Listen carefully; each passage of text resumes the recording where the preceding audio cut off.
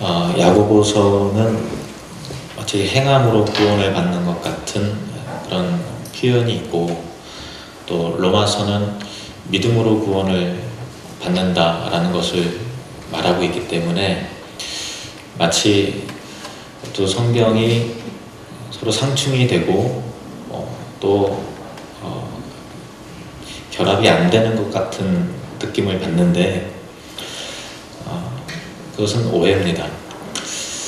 저는 TV 프로그램을 보는 것 가운데서 K-팝 스타 오디션 프로그램을 그거를 보는데요.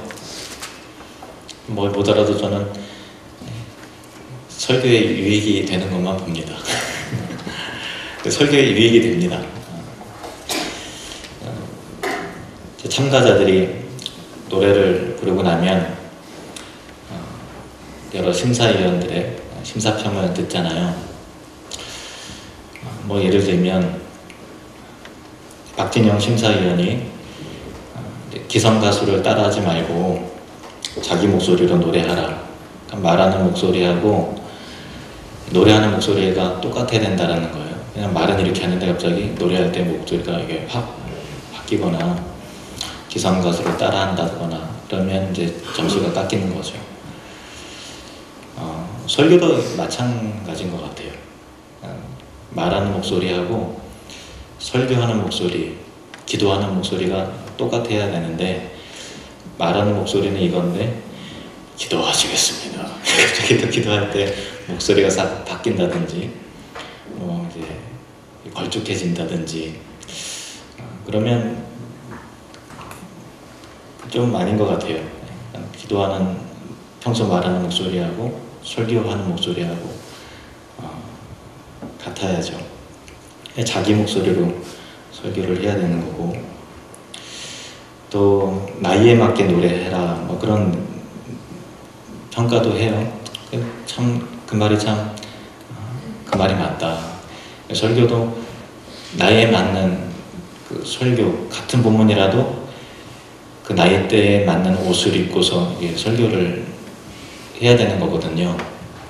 근데 나이가 얼마 안 됐는데 인생을 다 살은 것 같은 내용을 전하면 왠지 말은 맞는데 오글거린다든가 또 말은 맞는데 공감이 안 되는 부분도 있을 수 있겠죠. 저는 여러분 젊은 목사잖아요. 더 젊었을 때부터 이 강단에 설교를 했지만 설교자로서 나이가 든다라는 좀 이상하지만 이제 40이 좀 넘었기 때문에 설교하는 것 가운데서 여러분들이 같이 자라나고 세워져 가는 것 같아요. 제가 40이기 때문에 50대, 60대 어르신들이 인생의 연륜 가운데 담아낼 수 있는 거 설교와는 사뭇 다르죠. 그런 면에 있어서는 아쉬움도 있을 수 있겠지만 또 젊기 때문에 좀 다른 관점에서 설교하고 또 어떤 열정이 있을 수는 있는 거죠. K-팝 스타에서 3개월 좀 전에인가 그 이설아라는 아가씨가 양이 키보드 반주를 하면서 노래를 한 내용 중에서 엄마로 산다는 것은 이거를 불렀어요. 근데 굉장히 가슴에 와닿아서 같이 눈물이 나더라고요. 노래 가사는 이래요. 늦은 밤 선잠에서 깨어 현관문 열리는 소리에 부시시한 얼굴 아들 밥은 먹었느냐 피곤하니 쉬어야겠다며 짜증 섞인 말투로 방문 휙 닫고 나면 들고 오는 과일 한 접시 엄마도 소녀일 때가 엄마도 나만 할 때가 엄마도 아리따웠던 때가 있었겠지. 그 모든 걸 다 버리고 세상에서 가장 강한 존재 엄마로 산다는 것은 아프지 말거라 그거면 됐다. 우리 노래를 부르면서 해줘야 이게 딱 와닿는데 그냥 읽으니까 잘 와닿지 않죠. 근데 아프지 말거라 그거면 됐다 하는데 그 심사위원들도 막 이렇게 눈물이 나고 저도 눈물이 나고 또 시청자들도 많이 물었다 그러더라고요. 그래서 뭐 조회수가 많이 올라가고 그랬더라고요. 엄마의 진심과 사랑이 느껴지니까 아프지 말거라, 그거면 됐다. 근데 그 자식이 엄마가 아프지 말거라, 그거면 됐다. 근데 그 자식이 그 얘기를 듣고 그거면 된 거구나. 방문을 닫고 하루 종일 이제 게임만 하고 사는 거예요. 그거면 됐다 그랬으니까. 그러면 아침부터 저녁까지 게임만 하고 있는 아들이나 딸을 향해서 그 뒷모습을 보면서 아프지 말거라, 그거면 됐다 할 부모는 없는 거죠. 그날 이후로 이제 너 죽고 나 죽지 왼수가 되는 거잖아요. 그냥 부모와 자식 간의 한 인격 안에서 형성되는 언어는 아프지 말거라, 그거면 됐다. 내가 너한테 뭘 원하겠니? 건강하게만 자라다오 하는 언어가 전달이 될 때가 있는가 반면, 니도 자식이냐? 이렇게 너 죽고 나 죽자 하는 식으로 또 전달되어야 되는 내용도 있고, 그런 다양한 언어를 통해서 부모와 자식 간의 인격의 여러 언어들을 통해서 상호 모순적인 그 언어를 통해서 인격이 자라나게 되고 세워지게 되듯이, 성경 안에서도 각자의 언어가 서로 창충되는 것처럼 보여지는 구절을 통해서 우리 신자가 하나님 안에서 품 안에 있다라는 것에 자기 정체성을 갖게 되고, 그러나 하나님께서 훌륭하게 되어지기를 바라는 마음으로 인해서 이렇게 여러 가지 언어들을 말씀을 통해서 다양한 각도에서 하고 계시는 것이죠. 그래서 그 로마서의 관점은 너가 아무리 못났어도 내 자식이다, 이 관점인 거고, 야고보서의 관점은 너 자꾸 그러면 이제 너 죽는 거야, 너 내 자식 아니야 라는 관점인 거예요. 똑같이 부모 입장에서 자식을 사랑하고 세워나가는 입장인데, 이 언어가 다르다고 성경의 모순이다 이렇게 말하면 안 되는 거잖아요. 그러니까 우리가 성경 구절을 읽을 때 단편적으로 평면적으로 이해하면 안 되고, 인격과 인격 안에서 주어지는 여러 가지 오고 가는 대화 속에서 그 문맥적으로 어떤 의미에서 그 말씀을 하시는지를 우리가 잘 포인트를 잡아서 성경을 읽어야 되는 것이죠. 로마서에서는 행위가 아니라 오직 믿음으로 구원을 받는다고 말하고 있고, 또 야고보서는 이제 믿음으로만 아니라 행함이 더해져야 구원을 받는다라는 관점인데, 자, 로마서의 관점을 먼저 살펴보면 로마서 3장 27절에서 28절 말씀을 보시면, 로마서 3장 27절에서 28절 말씀 함께 읽겠습니다. 그런즉 자랑할 때가 어디냐? 있을 수가 없느니라. 무슨 법으로냐? 행위로냐? 아니라 오직 믿음의 법으로니라. 그러므로 사람이 의롭다 하심을 얻는 것은 율법의 행위에 있지 않고 믿음으로 되는 줄 우리가 인정하노라. 아멘. 사람이 의롭다 하심을 얻는 것은 율법의 행위에 있지 않고 오직 믿음으로 되는 거예요. 그런데 잘 보세요. 28절을 잘 보시면 사람이 의로워지는 것은 행위에 있는 것이 아니라 믿음에 있는 것이 아니고 의롭다 하심을 얻는 거예요. 이 틀린 거예요. 믿음으로 의로워지는 게 아니고 믿음으로 의롭다고 인정을 받는 거라고요. 이 큰 차이가 있습니다. 자, 그래서 행함이 아니라 오직 믿음으로 은혜로만 구원을 받는다라는 것을 사도 바울이 우리에게 설명을 하면서 그 근거로 제시하는 인물이 아브라함이에요.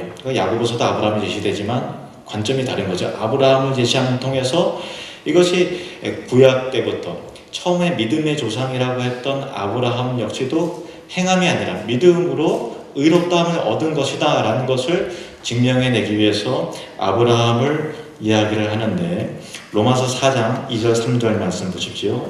로마서 4장 2절 3절 말씀 같이 읽겠습니다. 시작. 만일 아브라함이 행위로서 의롭다 하심을 받았으면 자랑할 것이 있으려니와 하나님 앞에서는 없느니라. 성경이 무엇을 말하느냐? 아브라함이 하나님을 믿음에 그것이 그에게 의로 여겨진 바 되었느니라. 아멘.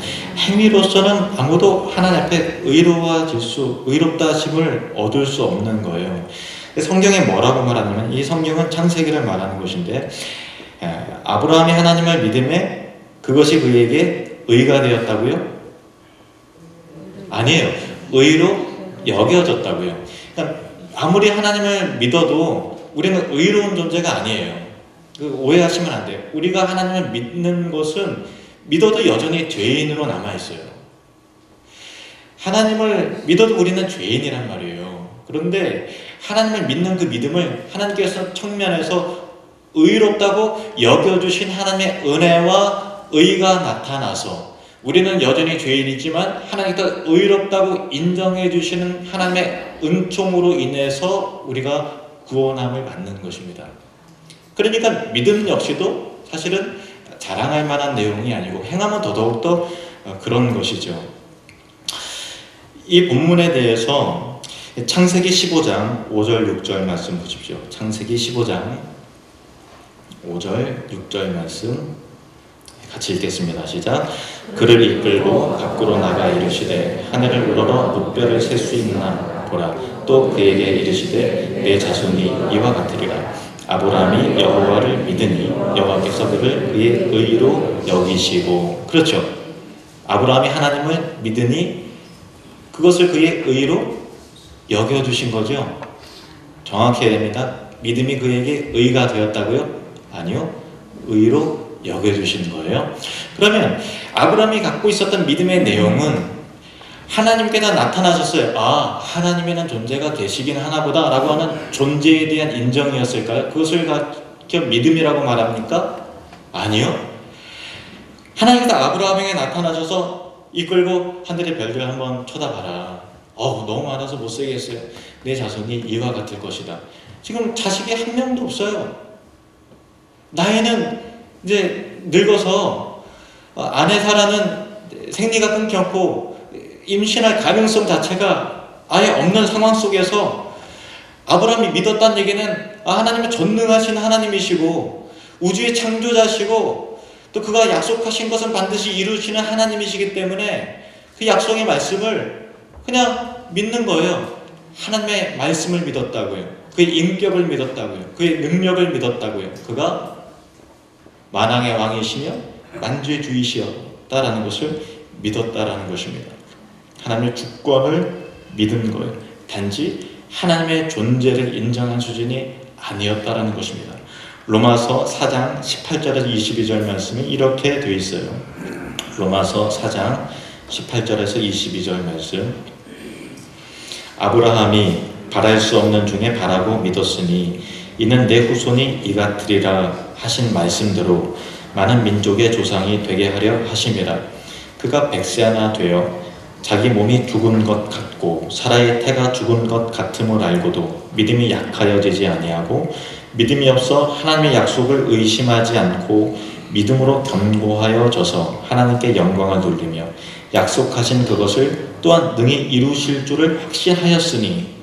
그렇죠. 약속하신 그것을 또한 능히 누가요? 하나님께서 이루실 줄을 확신하였으니. 22절 같이 읽겠습니다. 시작. 그러므로 그것이 그에게 의로 여겨졌느니라. 우리가 갖고 있는, 여러분이 점검해야 될 믿음이라는 것은 하나님 계셔. 예수님 2000년 전에 계신 건 내가 알고 있지. 위대한 스승이었어. 그 믿음의 내용은 구원이라는 것을 담아낼 수 있는 믿음이 아니에요. 그것은 귀신도 있다고요. 잘하는도다 귀신도 하나님을 믿고 두려워하여 떠느니라. 그러니까 하나님의 존재에 대한 인정, 하나님 두려운 분이야 라는 것은 귀신도 마귀도 갖고 있는 믿음이라는 거예요. 그것을 믿음이라고 꺼내지 말라. 진짜 믿음은 하나님께서 우리의 구원자이시고 우리의 주인 되심을 믿는 것이 믿음이라는 것이죠. 그 믿음을 아브라함이 가졌고 그것 역시도 그에게 의는 아니었지만 의로 여겨주신 하나님의 의와 은혜가 그에게 입혀졌다라는 것입니다.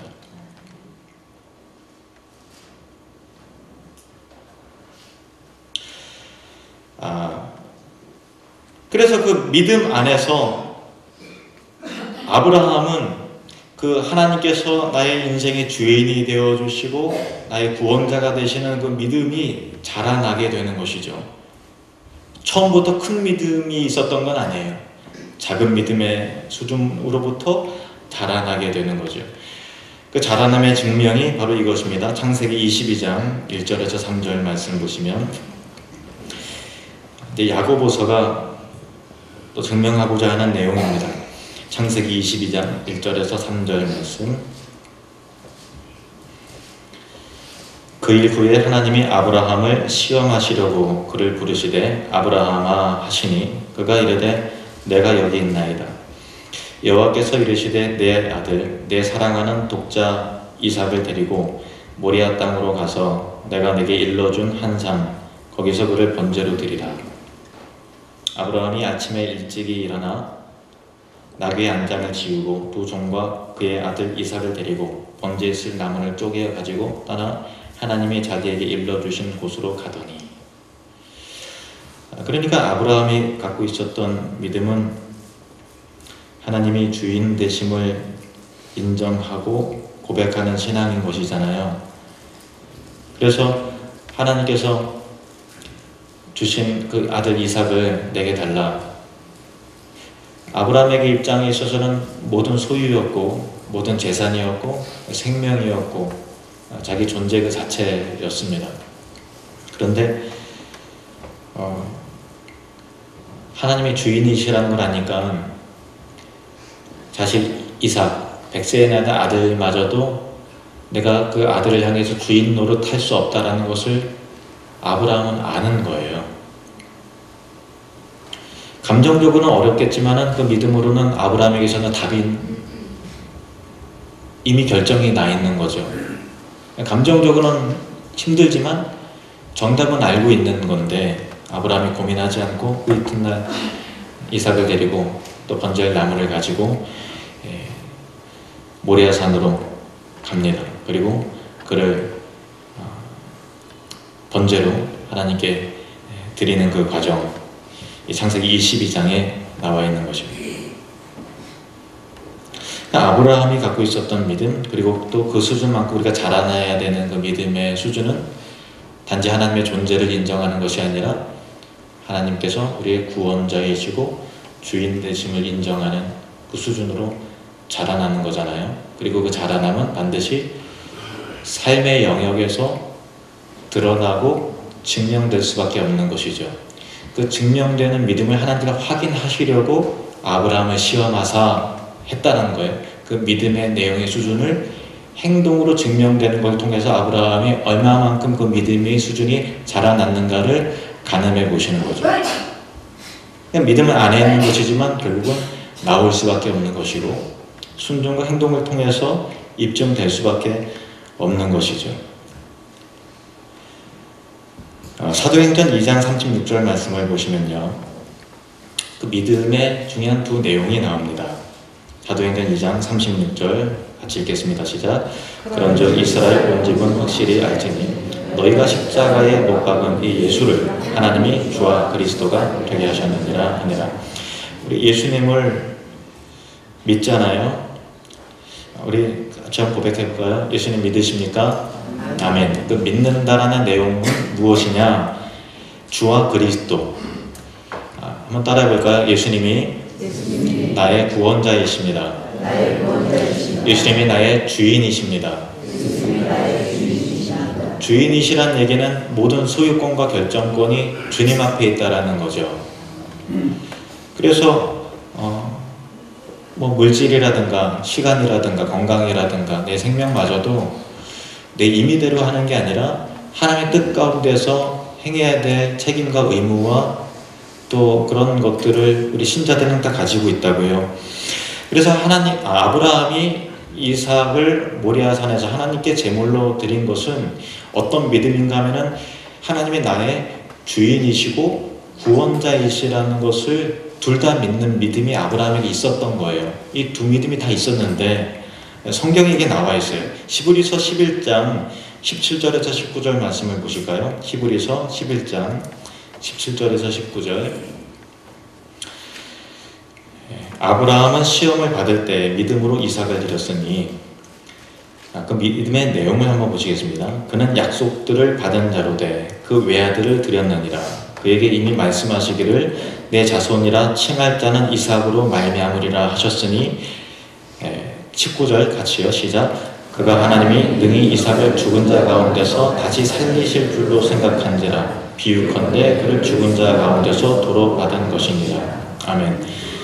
이삭을 죽은 자 가운데 다시 살리실 줄 믿었다라는 거예요. 그러니까 하나님은 구원자이신, 나를 죄와 사망에서 건지실 이심을 아브라함은 믿었다고 의심했다고요? 믿었다고요. 하나님이 나를 구원하시는 분이다, 이삭을 구원해내시는 분이시다라는 것을 아브라함은 믿는 믿음의 내용이 담겨져 있었기 때문에 그 이삭을 드리는 거예요. 하나님께서 방법이 있으시겠지, 자식을 통해서 하늘의 별과 같이 자식들이 많아지게 한다 그러니까 번제를 드리라고 했으면 하나님 다시 살리실 건가? 어떻게 하실 건가? 방법은 알 수 없지만 그냥 단순하게 믿는 거예요. 그 믿음이 있었던 것이죠. 그리고 하나님께서 주인이 되셨다라는 것을 인정하는 믿음이 있었어요. 창세기 22장 12절 말씀. 창세기 22장 12절 말씀. 사자가 이르시되 그 아이에게 내 손을 대지 말라. 그에게 아무 일도 하지 말라. 내가 내 아들 내 독자까지도 내게 아끼지 아니하였으니 내가 하나님을 경외하는 줄을 아노라. 그 이삭을 번제로 바치는 거예요. 그 결박해서 칼로 내리쳐서 죽이려고 하는 그런 찰나에 아브라함아 그 아이에게 손을 대지 말라. 그에게 아무 일도 하지 말라. 내가 내 아들 내 독자라도 내게 아끼지 아니하였으니 내가 하나님을 경외하는 줄을, 하나님께서 온전한 주인이심을, 주권자이심을 너가 인정하는 그 믿음이, 그 경외함의 태도가 너에게 있다는 걸 내가 이제 알겠다, 이렇게 말씀하신 거죠.